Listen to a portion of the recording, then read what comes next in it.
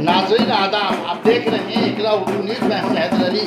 कस्बा اسمبلی हल्का के तृणमूल उम्मीदवार जावेद अहमद खान ने अपनी इंतखाबी मुहिम का आगाज बैलगाड़ी से किया, जिसमें हजारों की तादाद में उनके हिमायती ने शिरकत की।